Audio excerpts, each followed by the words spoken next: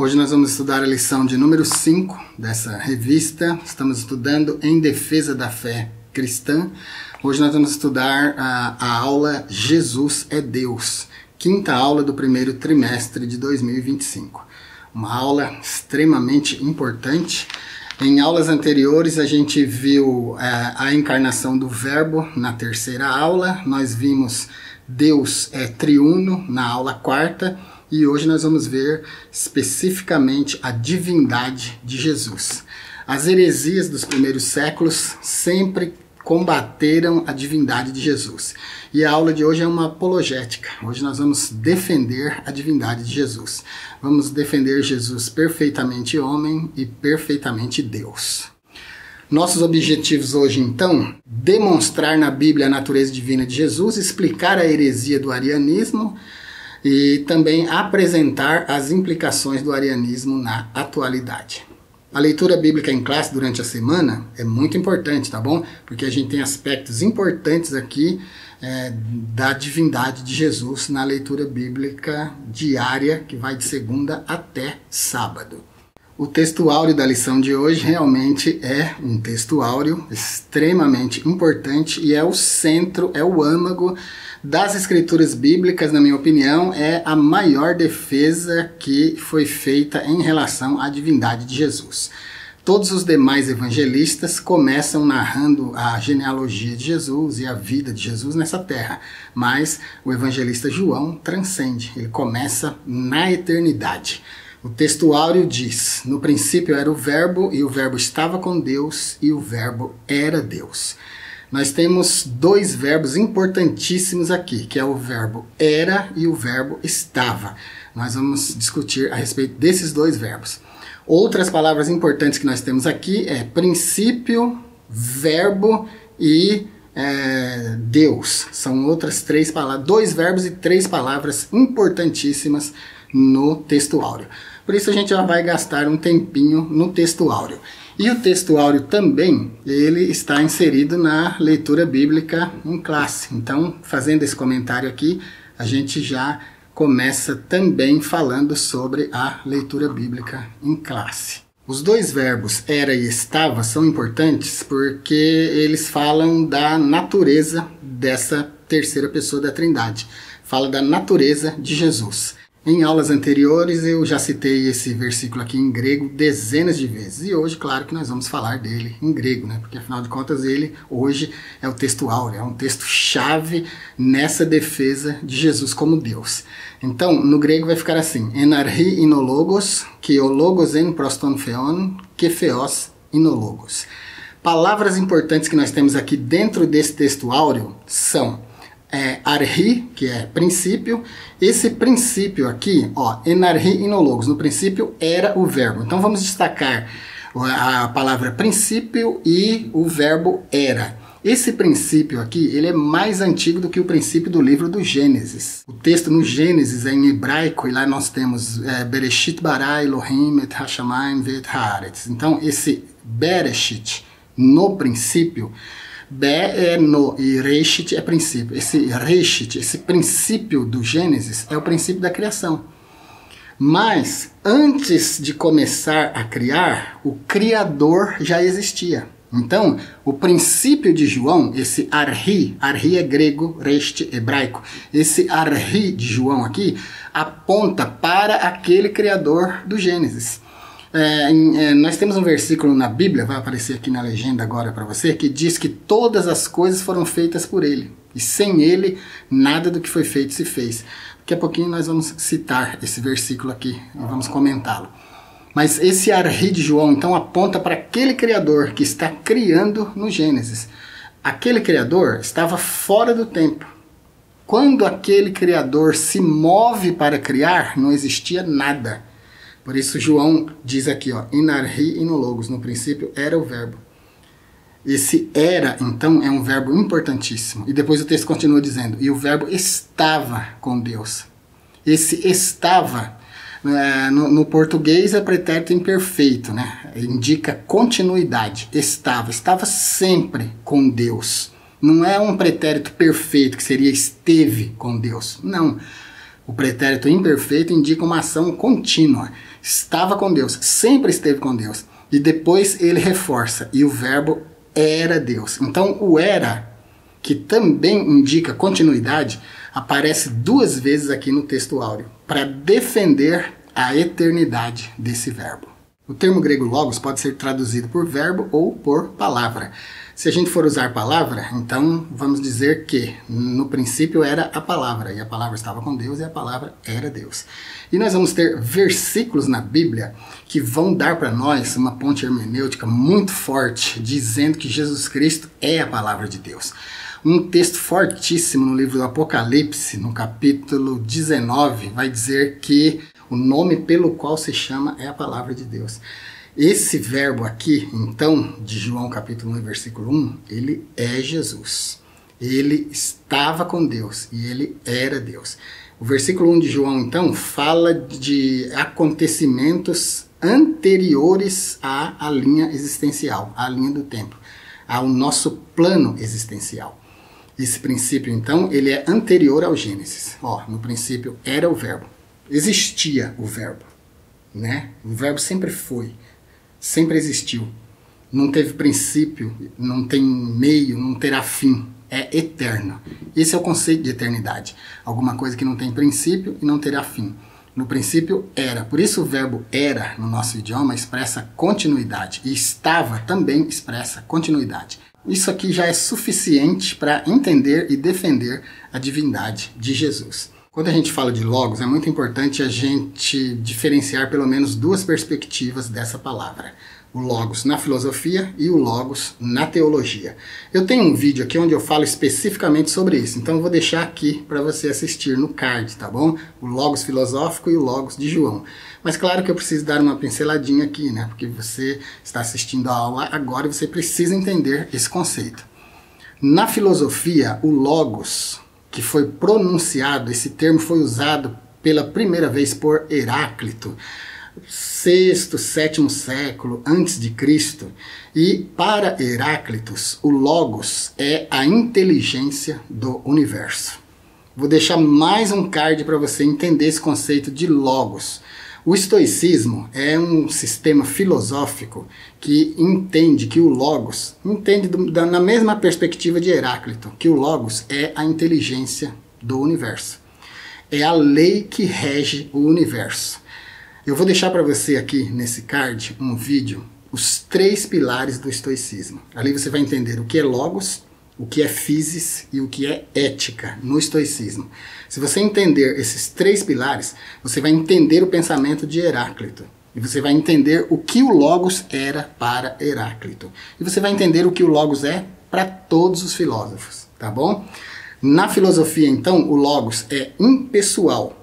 Ele é uma força, uma inteligência, mas é incorpórea, impessoal, que habita tanto no cosmos, no macrocosmos, que é a physis, que é tudo que existe, e habita também no ser, que é chamado nessa filosofia de microcosmos. Por isso, o microcosmo, que é o ser, sou eu, é você, somos capazes de entender o cosmos, e somos capazes de nos relacionarmos com ele. Então o logos atua tanto no cosmos, no macrocosmos, quanto no microcosmos. Atua no universo e atua em mim, por isso eu sou capaz de entendê-lo. Quando eu entendo as regras do logos e ajo por elas, eu então estou agindo com ética. Aí entra no 2º pilar do estoicismo, que é a ética.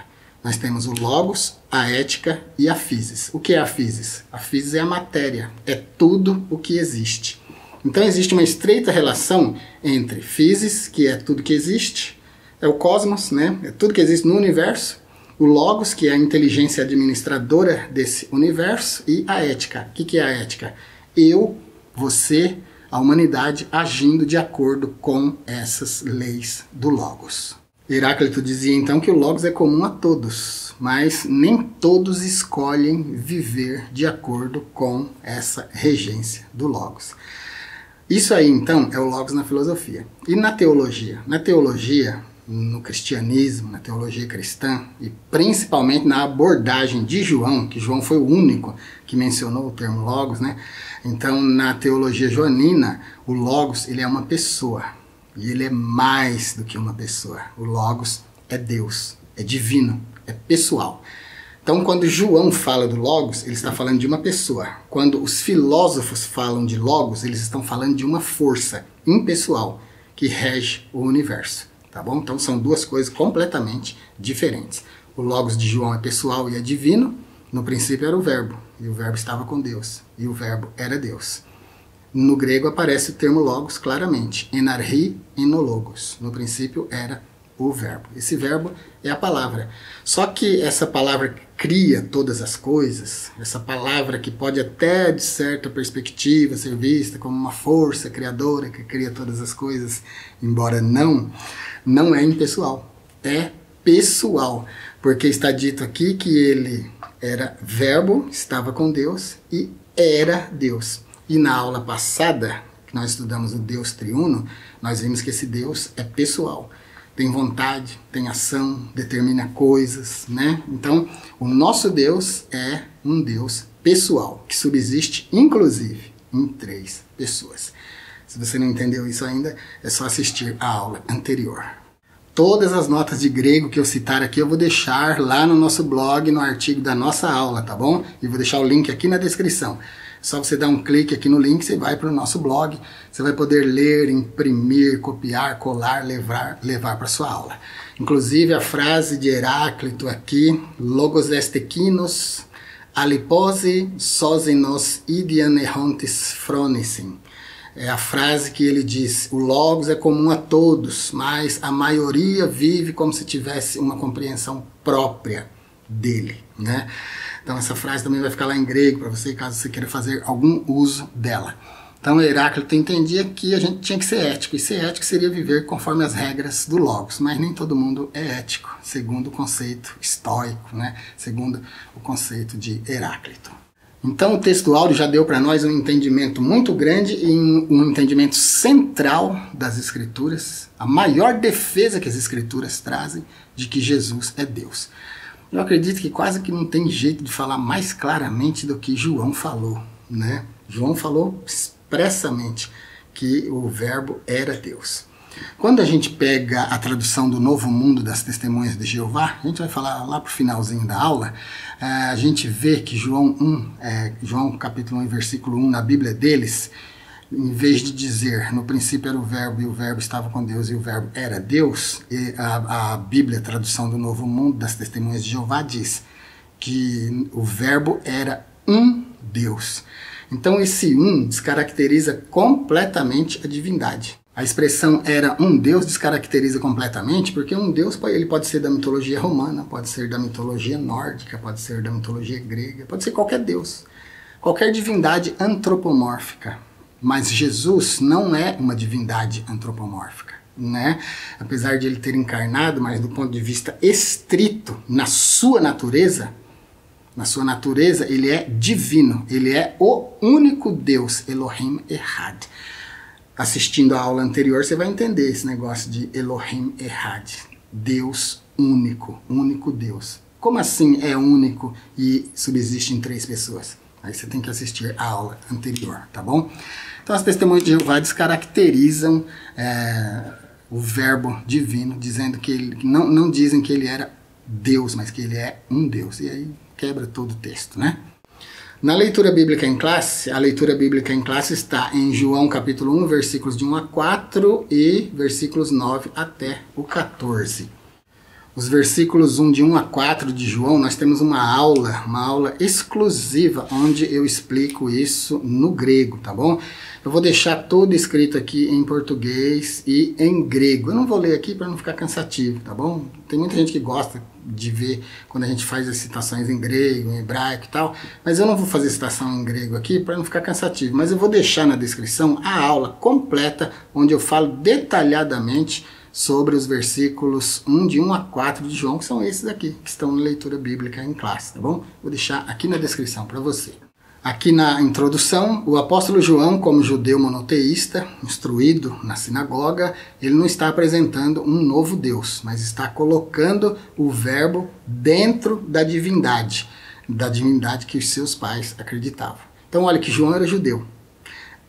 Muito certo que o pessoal da antiga aliança, que viveu na direção dos profetas e principalmente do Ravi Moshe, de Moisés, para eles, o que regia a vida deles, e o que rege hoje ainda a vida de um judeu crente, né, de um judeu que crê em Deus, é o Shema. Shema Israel, Adonai Eloheinu, Adonai Echad. Ouve, ó Israel, o Senhor nosso Deus é único Senhor, ou único Deus. Echad, Elohim Echad, único Deus. Deus né? Por séculos, essa confissão de fé foi defendida e ainda é defendida, de que Deus é uma única pessoa, uma única divindade. Mas agora João está dizendo, com palavras extraordinárias, com palavras de muito conhecimento, de muita profundidade. Ele grafou seu evangelho em grego, que era a língua culta da época, a língua franca do Império Romano. Então ele diz, enarhi inologos, que o logos en proston theon, que theos inologos. O que ele está fazendo, irmãos, é colocando esse logos que ele defende como uma pessoa e como uma pessoa divina, está colocando essa pessoa em paralelo com o Elohim Echad do Shema. Olha que absurdo que João está fazendo. Mas ele teve coragem de fazer isso. Ao mesmo tempo que ele coloca então esse verbo, esse logos, em paralelo com o Elohim Echad dos judeus, ele também o diferencia do logos da filosofia. Lembrando você que Heráclitos é da época do profeta Isaías, 6º, 7º século, né? Então Heráclito então era muito conhecido do povo grego. E agora João está fazendo diferença, aqui no seu capítulo 1 e versículo 1, ele está fazendo diferença entre o logos filosófico e o logos que ele está apresentando como pessoa e como divino.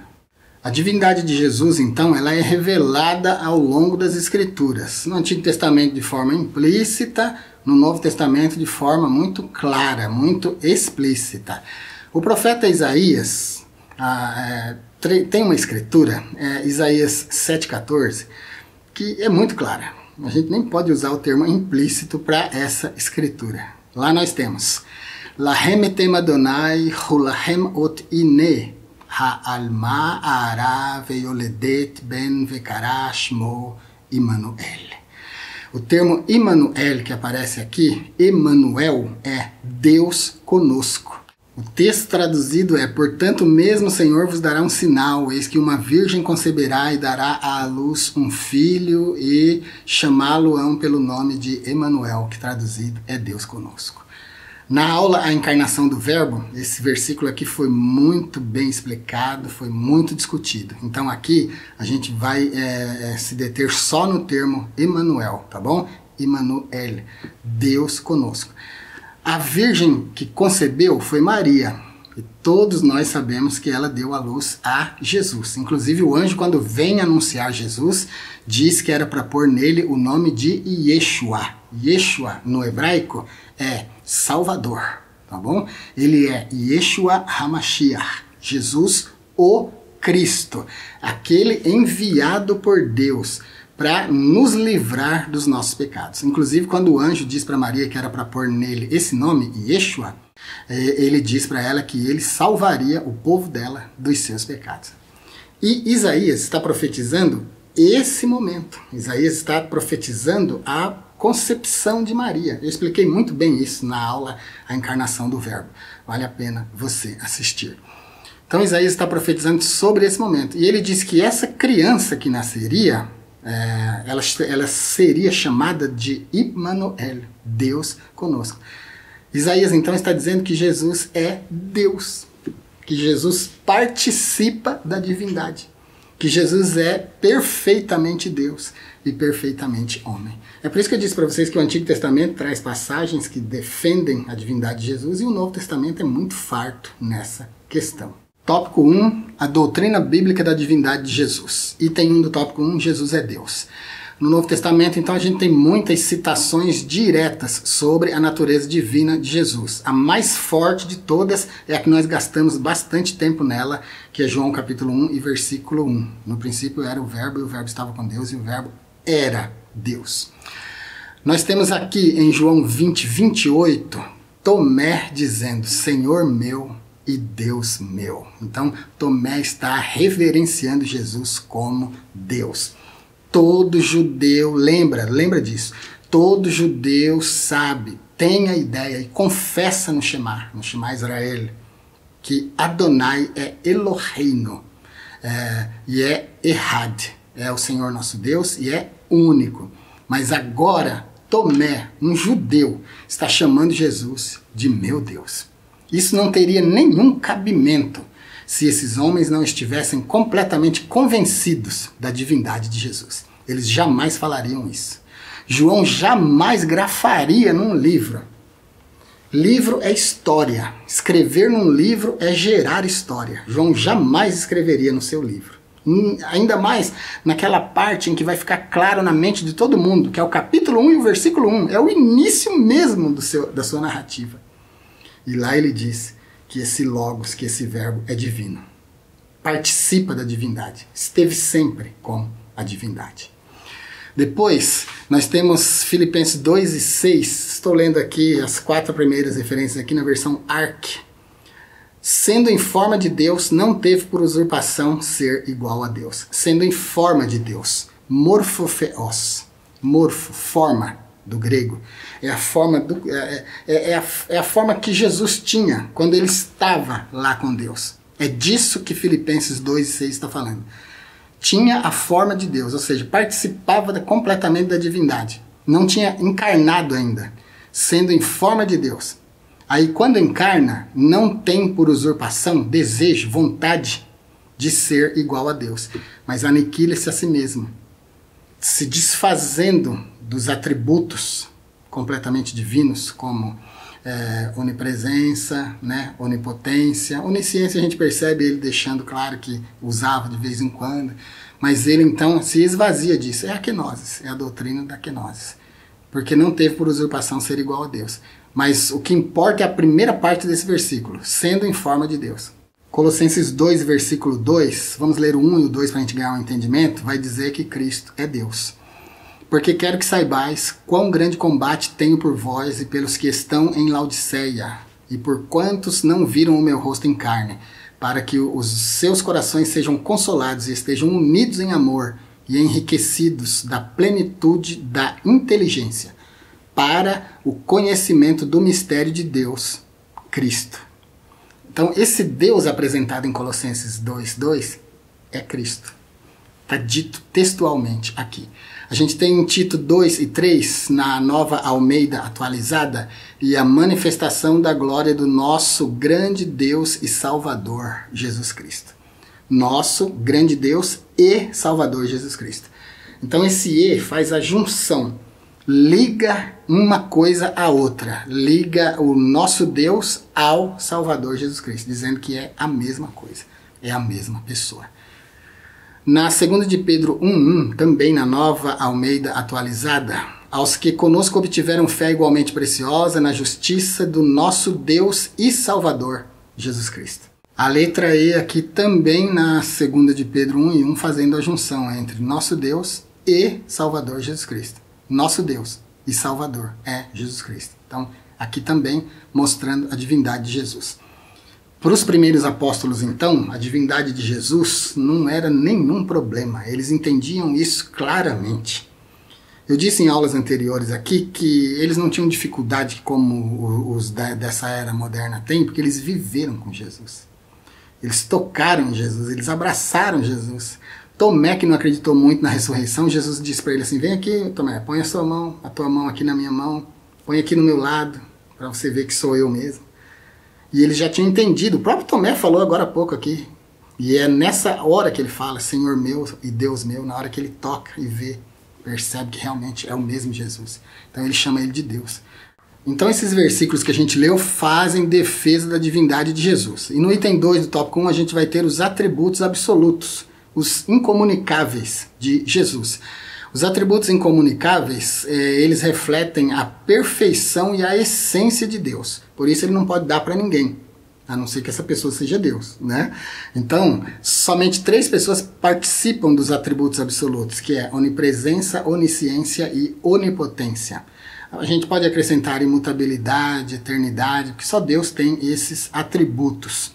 Isso ele não pode comunicar para a humanidade, nem para os anjos, porque a gente não tem suporte para receber. Nem os anjos têm condição de receber esses atributos. Então são incomunicáveis, são absolutos, pertencem exclusivamente a Deus. A onipotência é a faculdade que Deus tem, a capacidade que Deus tem de reter, de ter em si todo o poder. Ele pode tudo, todas as coisas, ao mesmo tempo. A onipresença fala da capacidade que Deus tem de estar em todo lugar que Ele quiser estar. Vou deixar um vídeo para você aqui no card, muito interessante. É teologia pura, onipresença e imensidão. Qual a diferença entre esses dois atributos de Deus, tá bom? Deu uma vontade de falar agora, mas não vou falar não, que eu quero que você assista o vídeo, tá bom? Você vai entender a diferença entre imensidão e onipresença. Os dois atributos falam da capacidade que Deus tem de estar onde Ele quiser, quando quiser. Mas um tem relação com alguma coisa e o outro com outra coisa, que você vai descobrir assistindo o vídeo. E a onisciência é a capacidade que Deus tem de conhecer todas as coisas. Eu não vou nem falar nada aqui, querido. Eu vou indicar para você essa série aqui, ó. O nome da série é Conhecimento de Deus. Nessa série, eu destrinchei para você de forma muito profunda os 8 tipos de conhecimento de Deus. A onisciência de Deus pode ser dividida em 8 tipos de conhecimento. Se você assistir essa série, você vai ter que assistir mais de uma vez cada vídeo, porque os conceitos são muito profundos. São muito difíceis de você sintetizar e decorar, mas você vai conseguir. A explicação é boa. Modéstia à parte, a explicação é boa. Estou deixando essa série para você, então, aqui no card. Assista ela. Você vai entender de todas as formas a onisciência de Deus. Você vai entender as 8 formas do conhecimento de Deus. Então, os versículos que a gente leu no item 1 do tópico 1 defendem Jesus como Deus. E aqui, a gente falou no item 2 do tópico 1, sobre os atributos incomunicáveis de Deus que também estão presentes em Jesus. Aqui no auxílio doutrinário, a gente tem uma defesa sobre Jesus, o Filho de Deus. E essa defesa aqui vai dizer que ele é coeterno e consubstancial com o Pai. Como filho e único filho do Pai, ele participa da natureza do Pai. E a frase grega para isso, que foi decidida inclusive em reuniões e concílios, e a frase grega para consubstancial com o Pai é homoousion tu patre, da mesma substância, consubstancial com o Pai. Essa frase é usada no credo niceno para significar que Jesus e o Pai são da mesma substância, coisa que o presbítero Ário negou terminantemente. É o que nós vamos ver agora no tópico 2, a heresia que nega a divindade de Jesus. Tópico 2, item 1 do tópico 2, arianismo. Os primeiros a negarem a divindade de Jesus foram os ebionitas, depois os monarquistas dinâmicos, mas a heresia principal que abalou os fundamentos da igreja foi o arianismo. O termo vem do nome ário. Vou deixar mais um vídeo aqui no card, acho que já deve ser o 4º, só cabe 5. O que não couber mais no card, vou deixar na descrição para você assistir e nas telas finais, tá bom? Vou deixar aqui no card agora uma aula. Essa aula eu gravei junto com a primeira aula desse trimestre, onde eu falo sobre 7 heresias que abalaram as estruturas da igreja primitiva, entre elas o arianismo. Então, se você assistir, vai ser muito importante para você. E aqui nessa aula, no artigo, lá no blog, eu vou deixar mais 6 heresias que também abalaram as estruturas da igreja primitiva. Não derrubaram, mas deu uma abaladinha, tá bom? Mas a igreja sempre vencedora. Então, o termo arianismo vem do nome do proponente, que é Ário. E Ário, ele negava a divindade de Cristo e considerava Cristo como um Deus de segunda categoria. É a mesma visão das testemunhas de Jeová. Na Bíblia das Testemunhas de Jeová, João capítulo 1, versículo 1, em vez de estar dito que Jesus Cristo era Deus, que o verbo era Deus, está dito que o verbo era um Deus. É a mesma ideologia ariana. Para Ário, Jesus era um Deus, mas não o Deus verdadeiro. Não era como o Pai, né? Não era da mesma natureza do Pai, muito menos consubstancial com o Pai. Ário rejeitava a eternidade do Verbo, embora ele defendesse que a existência do Verbo fosse anterior à encarnação. Ele também recusava que Jesus, ele se recusava a aceitar que Jesus fosse coeterno com o Pai, e ele entendia que Jesus tinha sido criado em algum momento. Ele entendia então que Jesus era a primeira criatura de Deus, uma das criaturas mais importantes de Deus. Ele dizia então, um dos pontos fortes do arianismo era que houve um tempo em que o Verbo não existia. Então isso é heresia, né? Enarhi e no logos, no princípio era o Verbo. Queridos, esse princípio de João é atemporal. Esse arhi está fora da linha do tempo. O Reishit do Gênesis é que está na linha do tempo. O tempo, eu vou deixar outro vídeo. Meu Deus do céu, esse eu tenho que deixar. Quando o tempo foi criado. O pastor Messias, lá do Maranhão, que é membro consultoria aqui do nosso canal, ele perguntou, pastor, explica para nós quando o tempo foi criado. Eu dei a minha interpretação nesse vídeo, quando o tempo foi criado. Estou deixando aqui no card para você entender. A criação, então, se dá na linha do tempo. O Reshit, o Bereshit bara Elohim, no princípio criou Deus os céus e a terra, isso aí é na linha do tempo, é no nosso plano existencial. Mas o arhi de João é antes disso, é antes da criação. Não tinha nada quando João está falando isso. No princípio era o Verbo. Nesse princípio, imagina que não tinha nada, era nada. A gente não consegue imaginar nada, né? Porque a gente existe no meio das coisas. Nós somos materiais, nós existimos no tempo, nós somos temporais. E o arhi de João é atemporal, por isso que a gente não entende ele. Nós, como criaturas finitas, temporais, só entendemos as coisas que acontecem dentro do tempo. Deus é atemporal, Deus é eterno. Eternidade e tempo não são compatíveis. Tempo não pode ser comparado com a eternidade. Eternidade não é tempo. Eternidade é uma coisa que não tem princípio nem fim. Tempo é uma coisa que tem princípio e fim. Inclusive pode ser cronos, né? É tempo no grego, tempo cronológico no grego. Pode ser cronometrado, né? Mas eternidade não. Por isso que a gente tem dificuldade de entender. Então, para Ário, Jesus existiu, veio a existir em algum momento do tempo. Para nós cristãos, não. Para nós, Jesus é eterno. Ele estava com Deus. Lembra que o pretérito imperfeito da língua portuguesa expressa continuidade? Estava com Deus e era Deus, sempre foi. Inclusive, a paráfrase que tenta traduzir o nome Yahvé pode ser traduzida assim: aquele que é, que era e que há de vir. É aquele que existe em todos os tempos. É uma forma antropomórfica de falar para que nós possamos entender. Antropomórfico, na forma humana. Era, é e há de vir. Era, é e sempre será. Né? Então esse é o nosso Deus. Nosso Deus é o grande eu sou. Ele é o Erie, Asher, Erie. Eu sou o que sou. O verbo ser é que o caracteriza. Ser expressa continuidade, é tempo contínuo. Quer entender o nome dele? Eu acho que agora é o último card. O tetragrama sagrado. Vou deixar aqui para você assistir, tá bom? Vai valer muito a pena. Todos os outros vídeos que eu vou indicar agora você vai ter que ver na descrição ou nas telas finais. Então o arianismo mexeu com a estrutura da igreja dos primeiros séculos. Item 2 do tópico 2. Vamos ver as explicações de Ário. Suas explicações. Ário e seus seguidores buscavam nas escrituras alguma passagem bíblica para dar sustentação para as suas crenças. A principal defesa de Ário é que Jesus não era eterno, nem consubstancial, muito menos divino, e que teve um início. O verbo veio a existir em algum momento no tempo. Escrituras que ele usava. Provérbios 8, 22, na Septuaginta, a versão dos 70, a versão grega. O Senhor me criou no princípio dos seus caminhos.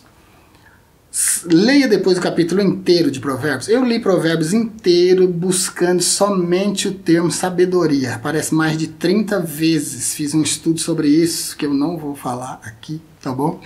O que eu quero dizer aqui é que Provérbios 8, 22 fala da sabedoria. É a sabedoria que Deus possuía no princípio dos seus caminhos. E o item 3 do tópico 2, como solucionar essa controvérsia que Ário criou?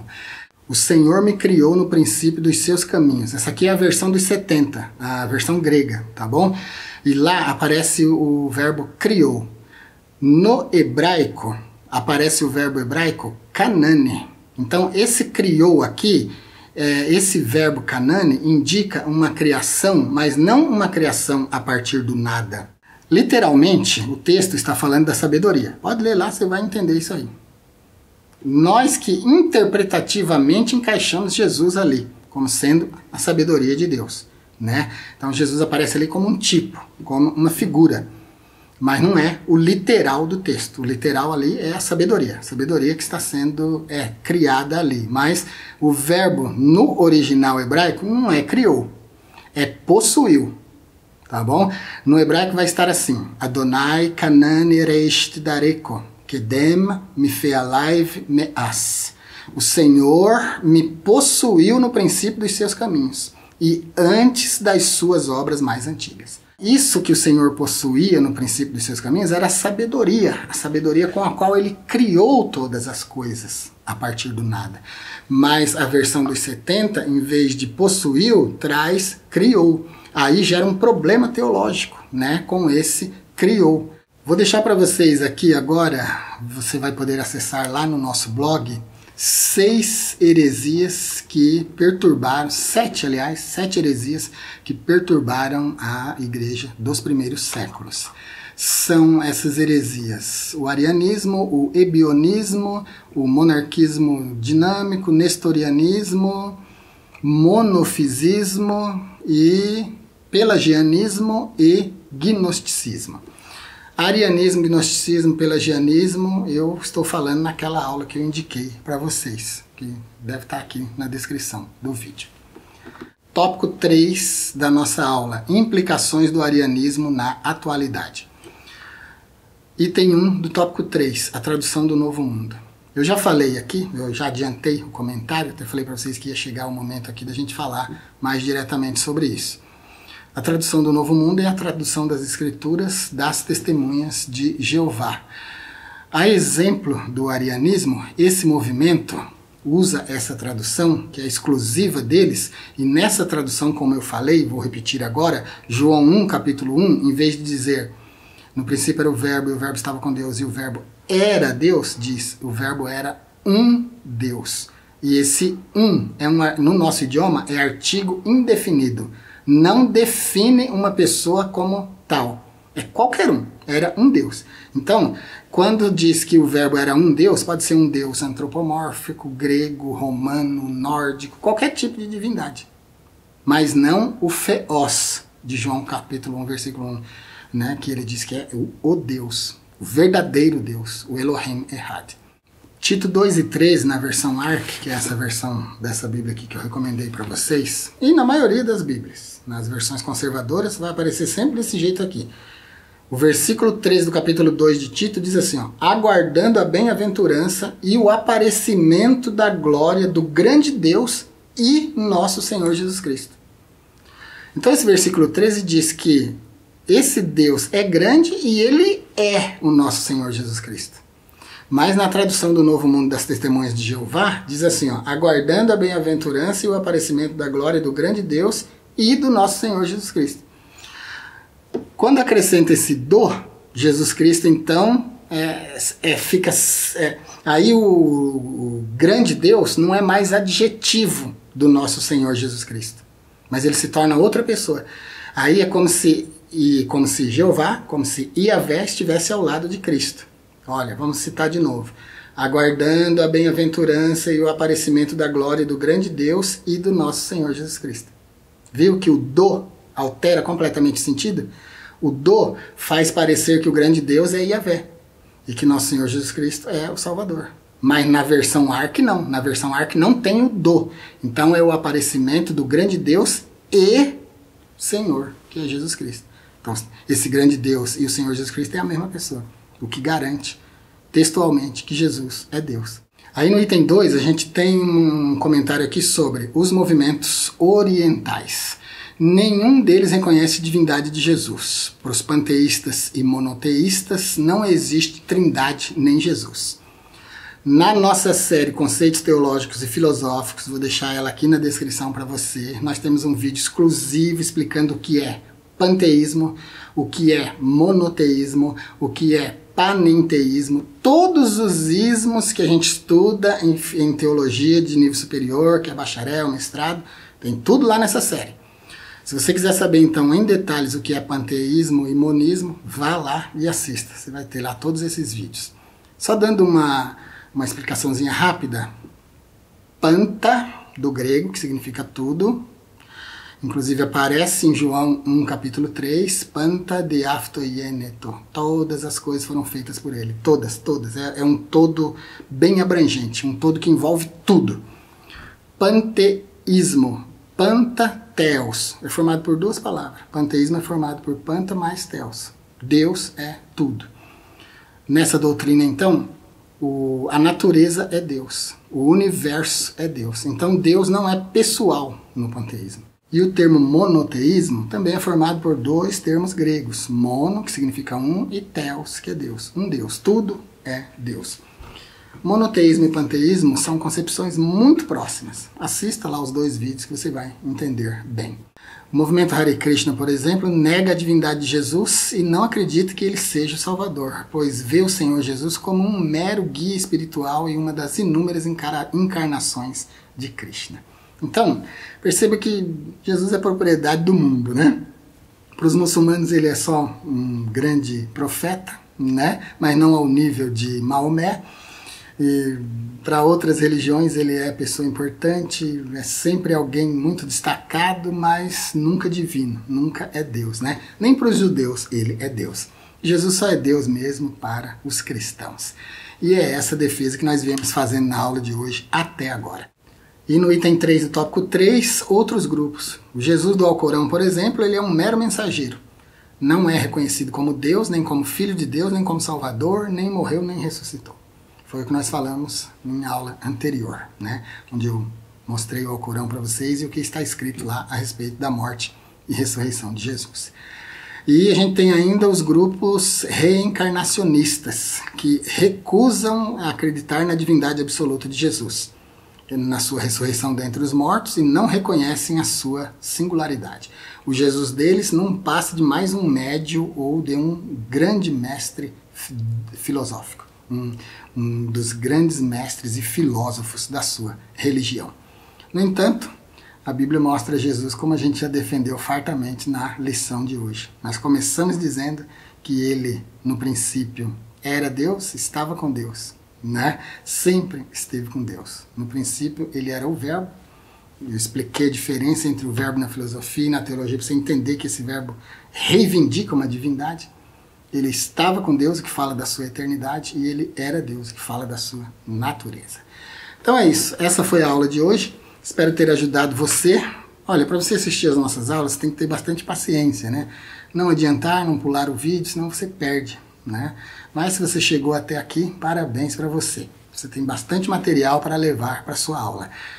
Aqui na descrição está o link do artigo da nossa aula, onde todas as notas de grego, de hebraico, vão ficar lá para você copiar, colar, imprimir, levar para a sua classe.